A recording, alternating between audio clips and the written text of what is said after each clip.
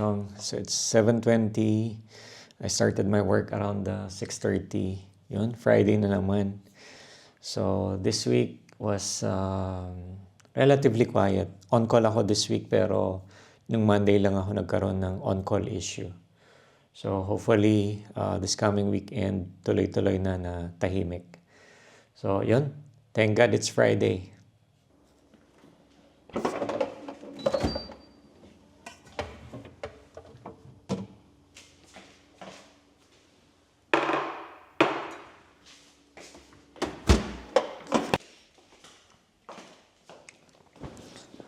Ayan, lunch break natin.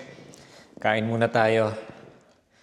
So, yan ang perks of working from home. Pwede mag-TV muna during lunch break.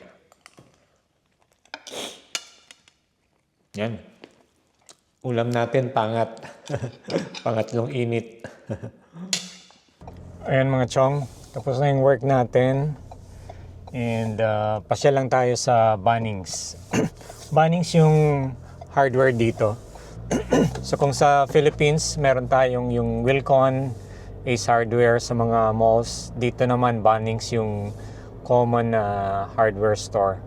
Actually, ano siya, parang one-stop shop. Mga anything related to to household,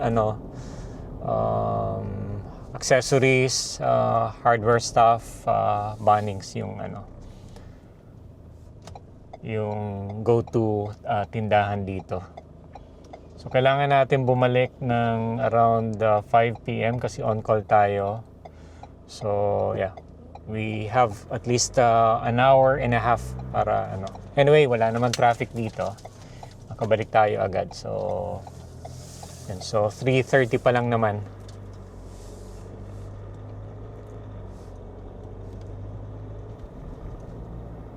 So kuha lang tayo ng washer for yung sa flush, toilet flush kasi nagli-leak. So dito kasi kailangan DIY palagi. Kasi otherwise ang mahal naman dito yung service, no? So mahal yung service kung kukuha ka ng plumber. Kung sa Philippines, pwede na yung 500 pesos sa Manila, Metro Manila. Dito, per hour ang bayad. So normally, pwedeng 60 or 100 per hour. Or minsan, pwede pang fixed rate, baka mga 100 or 150 for very simple issue. Kaya dito, dapat do it yourself. So, kuha ka ng parts, ikaw gumawa mismo. So normally yung mga parts dyan sa Bunnings. Ngayon lang umaraw ulit after 2 days. Kung everyday yung ulan, ngayon lang ulit sumikat yung araw. Hindi tayo makalabas or makagimik man lang ng maayos ngayong weekend kasi on-call nga tayo sa work. So yan ang concern kapag on-call. Any time of the hour, after business hours, pwede kaming matawagan. And we have to handle yung issues. So kahit madaling araw, pag may mga priority 1 and 2 issues, kami yung tatawagan. And we have to deal with that problem. So 7 days siya straight from Mondays to up to Sunday night. Pero naman siya, every 1 month and a half ang rotation. So like ngayong March 27 until June 2, yun yung schedule ko. So ang next ko na naman is July. We're actually getting an allowance on that. And then yung each hour na i-render namin, it's overtime. Pero preferred ko na yung walang issue kaysa naman puyat. But yun, medyo sanay na kami sa ganung rotation. Ayan, so nandito na tayo sa Bunnings Warehouse. So parang Wilcon Depot to sa Philippines. So anything na hardware related or any household accessories, more likely nandito siya. So hanap lang tayo ng washer for toilet flush. So malaking warehouse siya, kaya ito useful yung website nila or yung Bunnings app nila. So search mo lang either online or on the app kung ano yung item, and then makikita mo kung in stock yung item and kung anong aisle and bay number yung yung item. So with this, makikita mo agad kung saang area mo hahanapin yung item. Galing, di ba?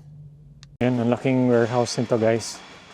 So kaya dapat alam mo na kung saan hahanapin yung item. So pupunta ka na sa app nila and hanapin mo kung anong bay and area number and know kung in stock siya based dun sa store na pupuntahan nyo. So dun tayo sa bay, dun tayo sa bay 58. Aisle 58, Bay 8. Yung pala. Yan, handa sa may dulo. Ayan, dito tayo sa mga toilet area. Hanapin na lang natin kung asan yung item na hanapin natin. If I'm not mistaken, ito yung kailangan natin. Kinetic sitting washer, Suits Caroma. So Caroma kasi yung toilet bowl natin. So pack of 2. $7 lang siya. So, kuha tayo ng isa. Ngayon, nakita ko na yung washer. Hanap lang tayo nung toilet bowl cleaner. Papalitan na natin yung current na ginagamit natin. Dungis na. Ang nandito yung nahanap natin. So, yung toilet bowl cleaner. Ano ba yun? Kaya pala hindi ko makita. Nandito pala siya sa ilalim. So, kuha tayo nitong toilet bowl cleaner. Palitan na natin yung gamit natin doon. Ang laki niya eh. Parang Wilcon din. And marami siyang branches in almost any suburb. Kaya maliligaw ka kung hindi mo alam kung saang aisle mo hanapin yung item mo. Pag nakapag-ipon tayo, hanap tayo ng magandang barbecue grill para makapag-barbecue tayo. Pero kailangan muna mag-ipon.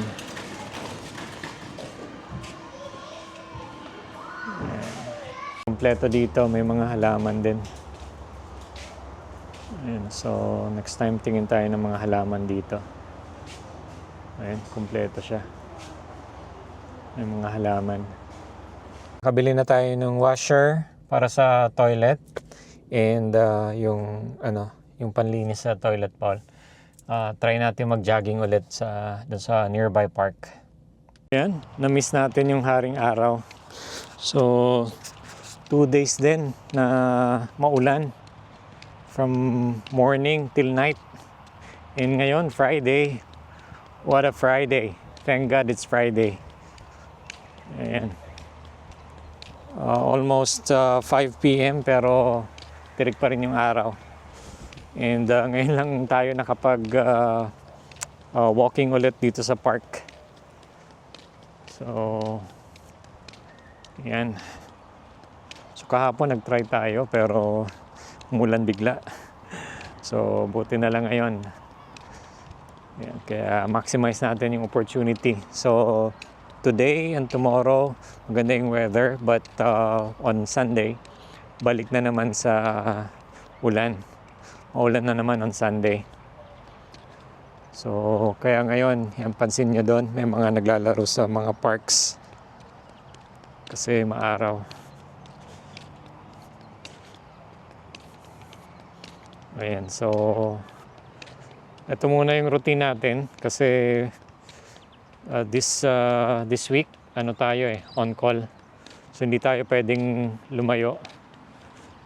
Pwede tayong lumabas pero normally doon lang sa malapit lang kasi anytime after office hours pag may priority 1 and priority 2 issues pwede tayong tawagan and kailangan natin makabalik agad sa desk para mag-online and mag-address ng mga issues. So but hopefully tahimik. para wala tayong OT. Yan. Otherwise, minsan kasi may mga issues na mahirap, hindi natin ma-resolve, and ayaw na natin ng extra overtime. Ganda dito sa mga parks, pansin nyo yung mga grass talagang maintained. So, I think yung council dito, sila yung nagme-maintain yan. So sa atin kasi, unless yung mga malalaking parks like sa Luneta, normally napapabayaan sa atin, no? Hindi na kinakat yung grass kaya minsan masukal. So dito talagang kita mo na very fine yung grass, meaning probably weekly mayroon talagang nagme-maintain yan. Ayan, no? Kasi otherwise pwede siyang maging masukal, pero dito alam mo na talagang ayan, may nagme-maintain. So, pero actually, yung maintenance yan syempre galing din sa tax ng mga taxpayers. So, hindi siya actually free. So, dito na pupunta yung tax pay, maintenance ng lugar.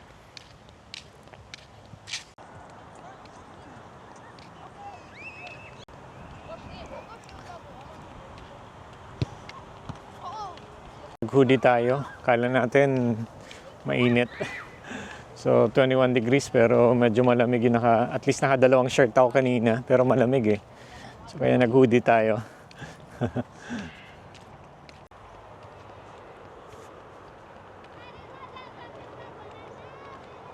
Holiday pala on Monday, June 3. So Western Australia Day siya. So dito sa current company ko, kasi iba-ibang location kami, iba-ibang state din, and yung iba outside Australia. So we're following yung location sa holiday. So kung halimbawa holiday sa Western Australia, so naka-holiday break kami, and then yung magwo-work is yung hindi naka-holiday yung location. So maganda siya.